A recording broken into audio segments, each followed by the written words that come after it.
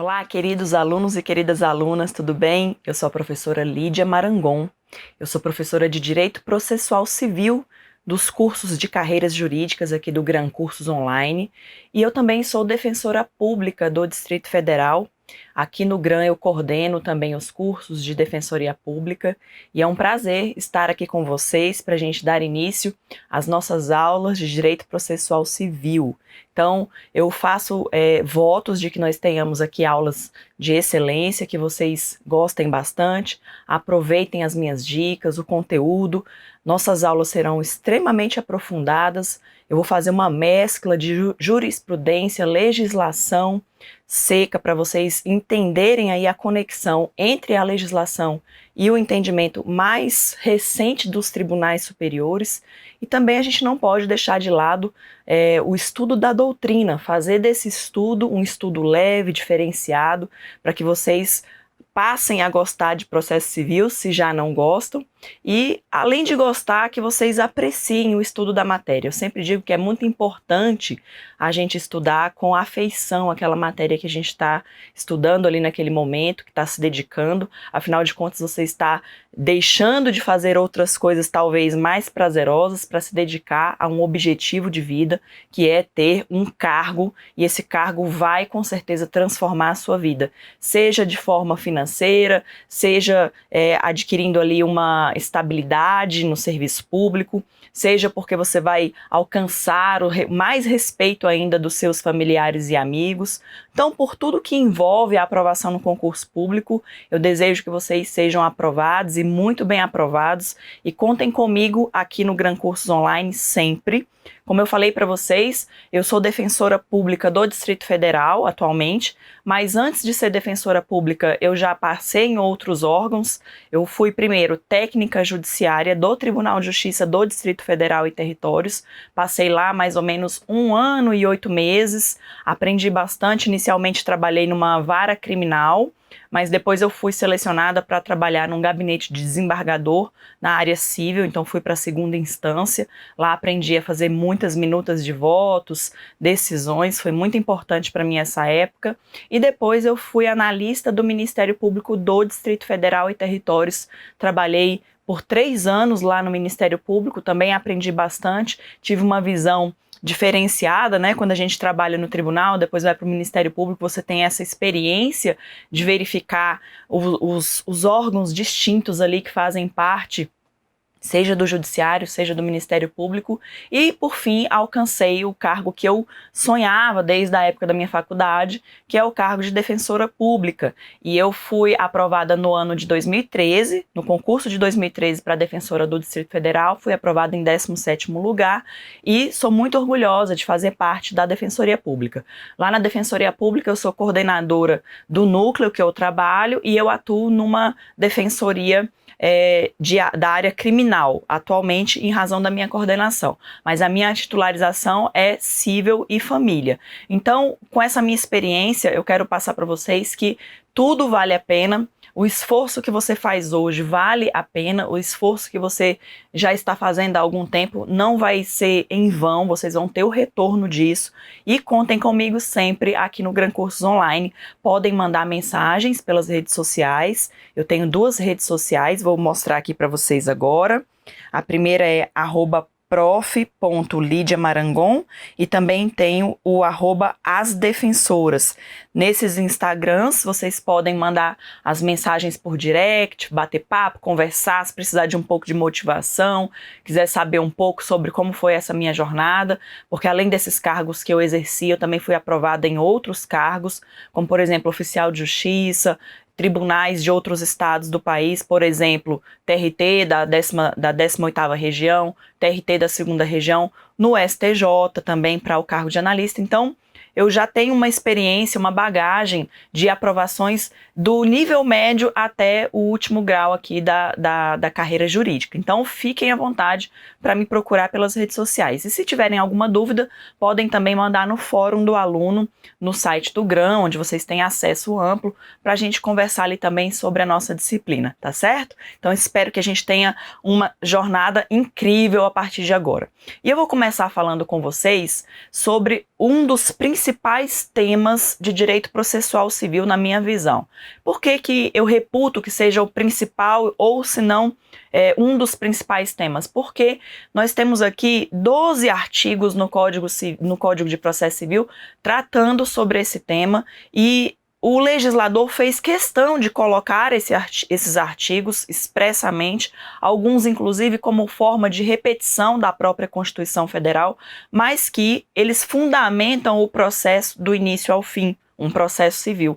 Então, eu reputo de extrema relevância. Fora esse fato, eu tenho também analisado estatisticamente as provas de direito processual civil e eu percebo que não há prova hoje que não caia pelo menos uma questão desse tema que nós vamos abordar agora, que são as normas fundamentais do direito processual civil. Tudo bem? Então vamos lá.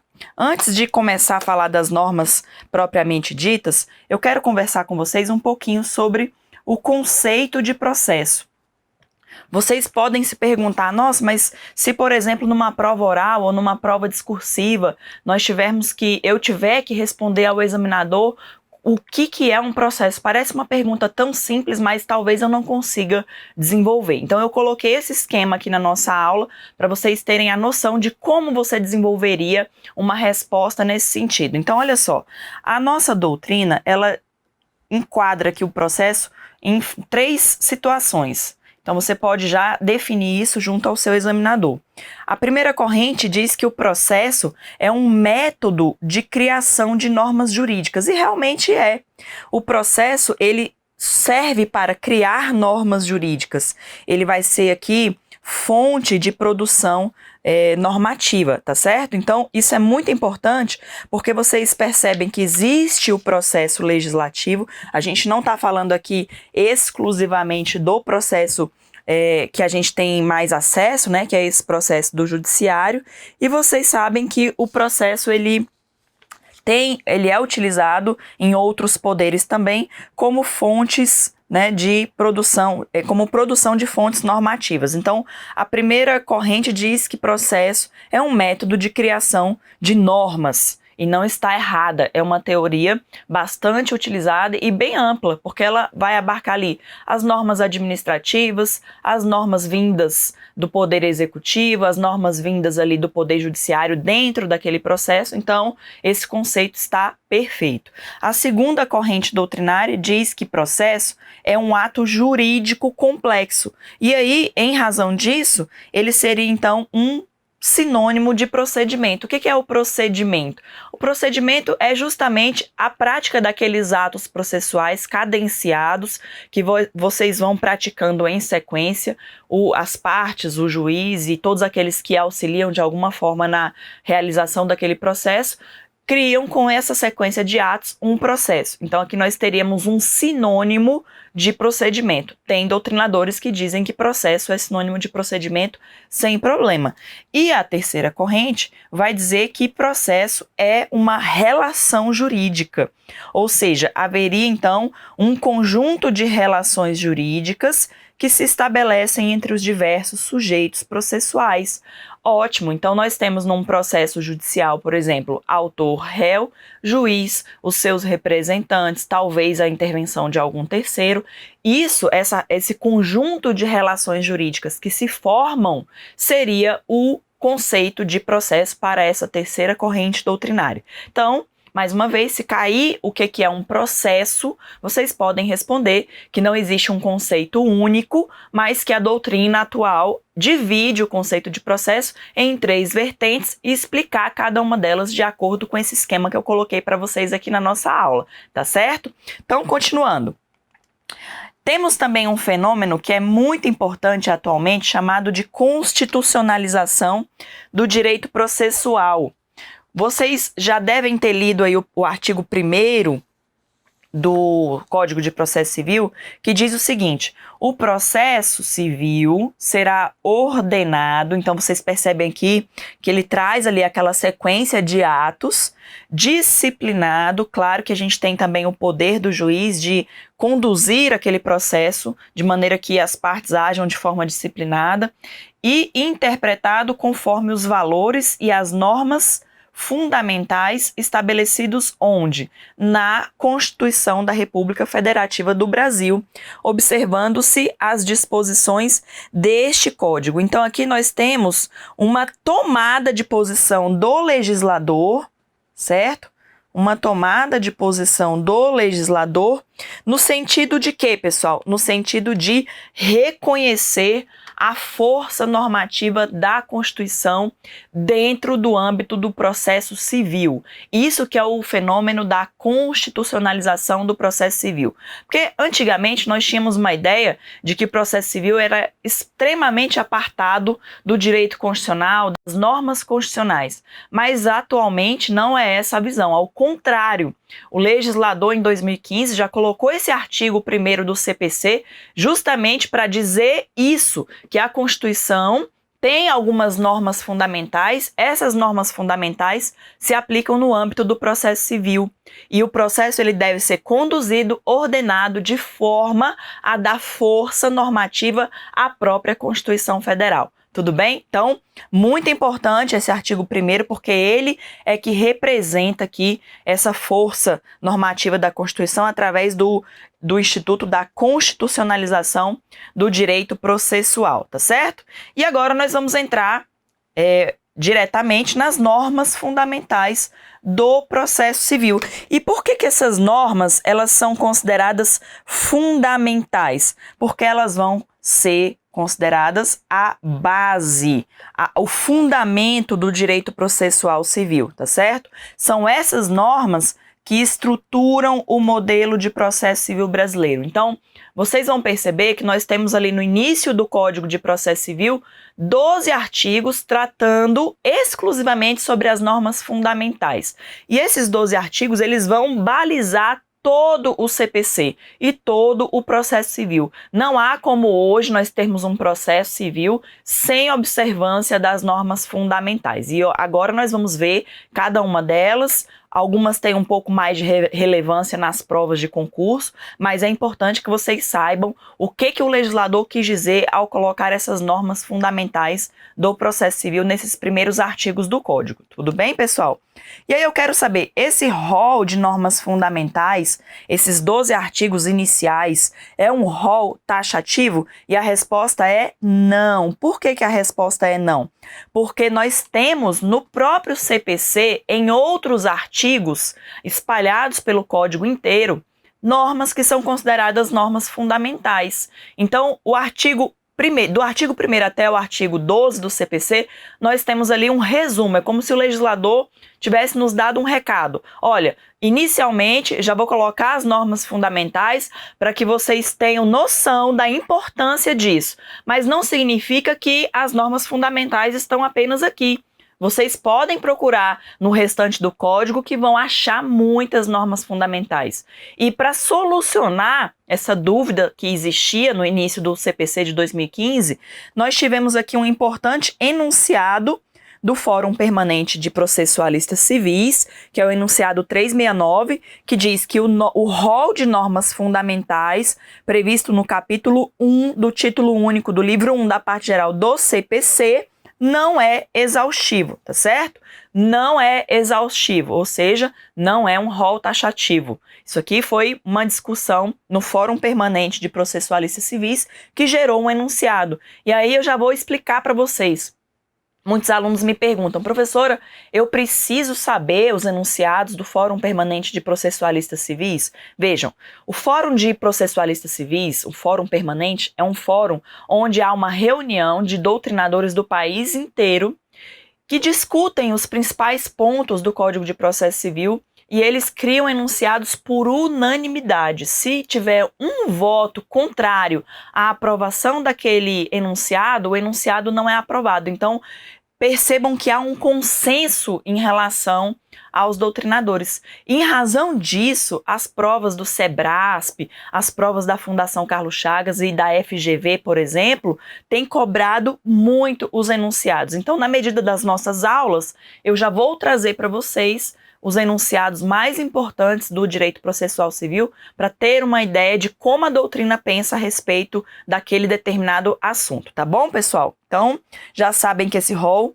não é taxativo. E agora vamos começar propriamente com as normas. Vejam aí o artigo 2º do Código de Processo Civil. O processo civil começa por iniciativa da parte, e se desenvolve por impulso oficial, salvo as exceções previstas em lei. Então vejam, que norma fundamental nós temos aqui prevista nesse artigo 2º do Código de Processo Civil. Temos duas normas fundamentais. A primeira é a instauração do processo por iniciativa da parte. E a segunda é o princípio do desenvolvimento do processo por impulso oficial. Então, vamos lá. Aqui, quando a gente fala em instauração do processo por iniciativa da parte, nós estamos tratando do princípio da inércia da jurisdição também.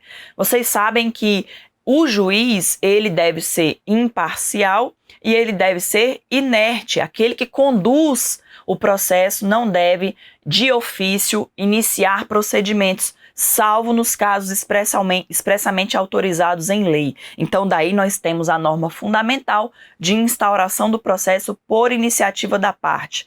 Significa que tanto os indivíduos em geral, pessoas físicas ou pessoas jurídicas ou entes despersonalizados, ou seja, aquele que tiver interesse e legitimidade para ajuizar uma determinada ação, a vontade desse ajuizamento deve partir dessas pessoas e não do próprio Poder Judiciário. Então, essa é a primeira norma aí prevista no artigo 2º do Código de Processo Civil. E temos também o desenvolvimento do processo por impulso oficial.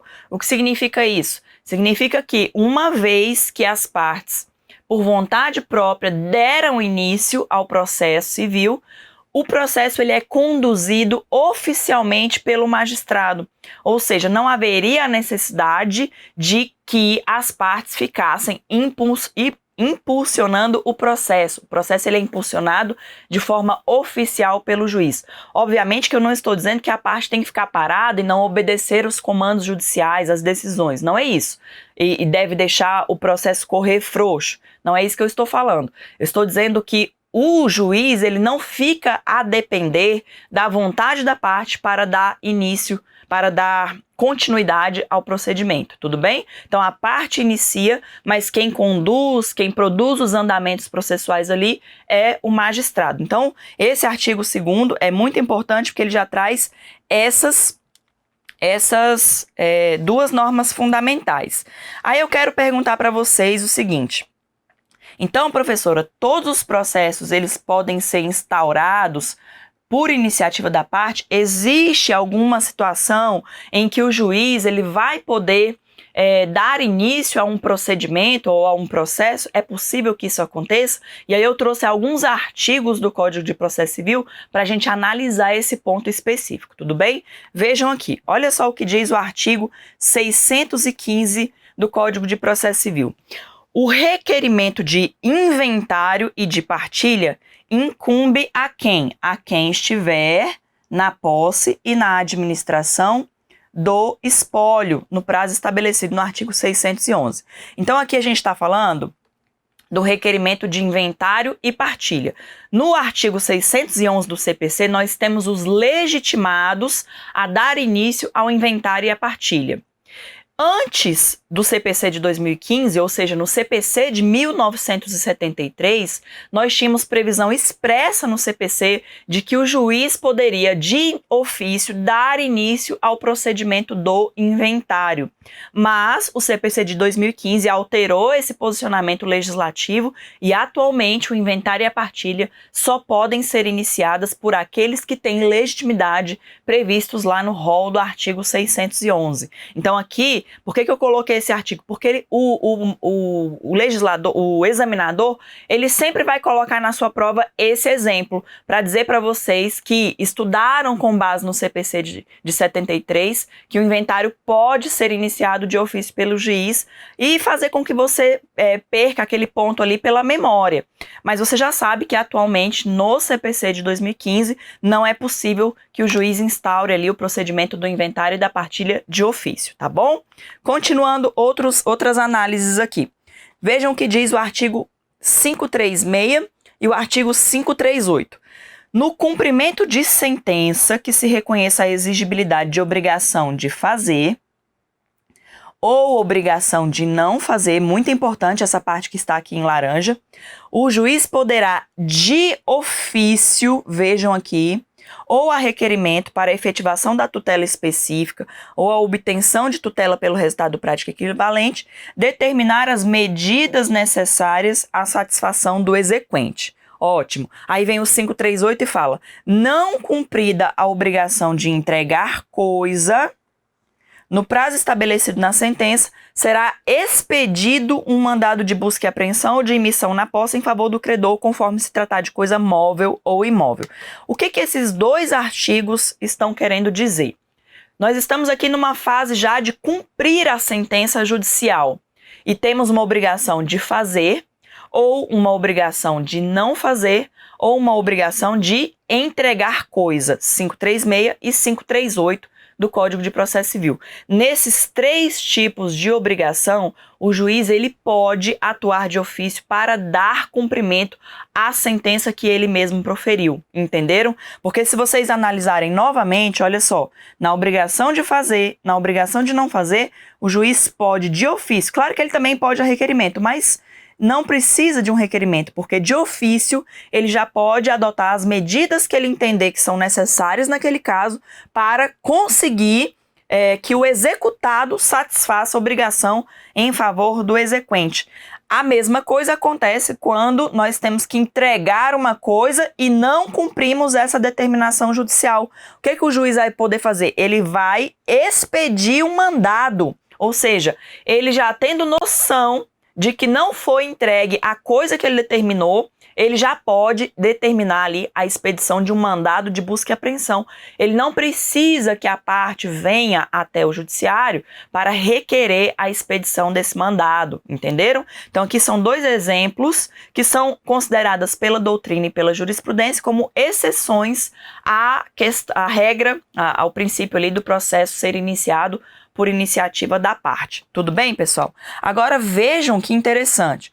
O artigo 513, parágrafo 1º, diz o seguinte, que o cumprimento da sentença que reconhece o dever de pagar quantia, provisório ou definitivo, far-se-á como a requerimento do exequente. Então, isso eu quero que vocês tenham muito em mente. Então, vamos lá, resumindo. Se nós tivermos um inventário ou uma partilha, o juiz não pode dar início ao procedimento de ofício. Ele tem que ter um requerimento das partes. Se nós estivermos falando de cumprimento de sentença de obrigação de pagar quantia, o juiz também tem que esperar o requerimento da parte. Ele não pode dar início de ofício. Agora, se nós estivermos falando de obrigação de fazer, de obrigação de não fazer, ou de obrigação de entregar coisa certa, aí sim o juiz ele pode de ofício tomar as medidas necessárias e adequadas para fazer com que o executado cumpra a obrigação por ele determinada, beleza? Então eu coloquei de azul aqui no nosso material o que o juiz não pode fazer de ofício e de laranja o que o juiz pode fazer de ofício, para vocês terem aí uma noção melhor, tá bom? De memorização, né? De memória visual. Continuando. Alguns incidentes processuais podem ser instaurados de ofício. Existem alguns incidentes espalhados, inclusive nós vamos estudar também, pelo Código de Processo Civil. Há possibilidade, professora, me dê mais algum exemplo de incidentes que podem ser instaurados de ofício pelo juiz? Claro, vejam aqui comigo no material, olha só. O incidente de resolução de demandas repetitivas, IR, o famoso IRDR, também pode ser instaurado de ofício. Isso está expressamente previsto no artigo 977 do Código de Processo Civil. O pedido de instauração do incidente será dirigido ao presidente do tribunal, por quem, olha aqui, ó, pelo juiz. Então vejam que o próprio juiz que percebeu que existem demandas com questões de direito muito iguais e uma quantidade muito grande, ele mesmo pode já pedir, né, requerer ali a instauração do IRDR, não só o juiz. Mas você veja que aqui no CPC nós temos a possibilidade do próprio juiz instaurar o procedimento, tá certo? E o conflito de competência. Também, o conflito de competência pode ser suscitado por qualquer das partes, pelo Ministério Público ou pelo próprio juiz. Então, aqui nós temos também uma exceção à instauração do processo por iniciativa da parte, tá certo, pessoal? Agora, olha só, vamos tratar aqui da norma que trata do desenvolvimento do processo por impulso oficial. Lembra que eu falei para vocês que o juiz é que vai impulsionar oficialmente o processo, uma vez que ele é instaurado pela vontade das partes. Eu trouxe algumas observações importantes para que vocês não confundam essa norma fundamental, tudo bem? Vamos lá. A primeira observação é que essa regra aqui de desenvolvimento por impulso oficial não impede que o autor desista da demanda, porque vocês podem pensar assim, nossa, se é o juiz que conduz tudo, basta que eu dê início e o juiz vai conduzir, vai chegar uma hora que eu não vou poder desistir, porque estou ali dependendo da vontade do juiz. Mas não.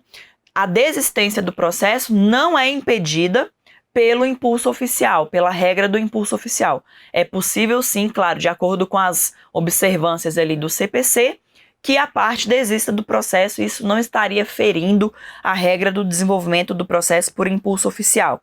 Segunda observação, há possibilidade das partes convencionalmente limitarem esse impulso oficial com fundamento no artigo 190 do CPC. O artigo 190 do CPC é um dos artigos mais importantes do CPC de 2015. Se eu fosse você agora, pegava seu vadimeco, parava de dormir aí, ó, que eu tô vendo que vocês estão com a coluna meio desajeitada, e pega o vadimeco, abre no 190, circula e coloca uma observação. A professora diz que é muito importante. E por quê? Porque esse artigo 190, ele dá alguns poderes de negociação processual para as partes. As partes, elas passaram com o Código de 2015 a ter uma relevância maior, no sentido de que a sua autonomia de vontade seja um pouco mais respeitada. Então, elas podem fazer negócios jurídicos processuais. O 190, então, é o artigo que fala dos negócios jurídicos processuais. Certo, pessoal? Então, não esqueçam isso. E esse artigo 190 dos negócios jurídicos processuais, eles permitem que as partes convencionem algumas regras que vão funcionar naquele procedimento especificamente. E uma delas é poder alterar ali a questão do impulso oficial pelo juiz. Mais para frente a gente vai tratar um pouquinho mais sobre esse artigo 190 e eu vou explicar com mais detalhes essa situação, tá bom? Terceira observação, o dever de impulso oficial não se estende à fase recursal. Não se estende à fase recursal, já que cabe à parte a iniciativa de interpor o recurso devido, salvo nos casos de remessa necessária. Exatamente. Olha só, uma vez que a parte inicia o procedimento, o processo em si, o juiz ele vai impulsionando oficialmente aquele processo. Uma vez que ele finaliza ali o seu poder jurisdicional por meio da sentença, caberá à parte impulsionar o processo para que ele vá a outras instâncias. O juiz ele não vai, salvo nos casos de remessa necessária, dar esse novo impulso ali para que o processo suba para uma instância superior, tá certo? Então, na prova de vocês pode cair que o impulso oficial ele tem mais prevalência para a fase inicial do procedimento até a sentença e não cabe na fase recursal. É verdadeiro isso. Agora, claro, você recorrendo e o processo chegando ao tribunal, o relator e os ministros ali, ou os desembargadores, a depender do tribunal, com certeza vão continuar dando ali o impulso oficial necessário àquela situação. Tá bom, pessoal? Vamos fazer um pequeno intervalo para vocês tomarem uma água e daqui a pouquinho a gente volta.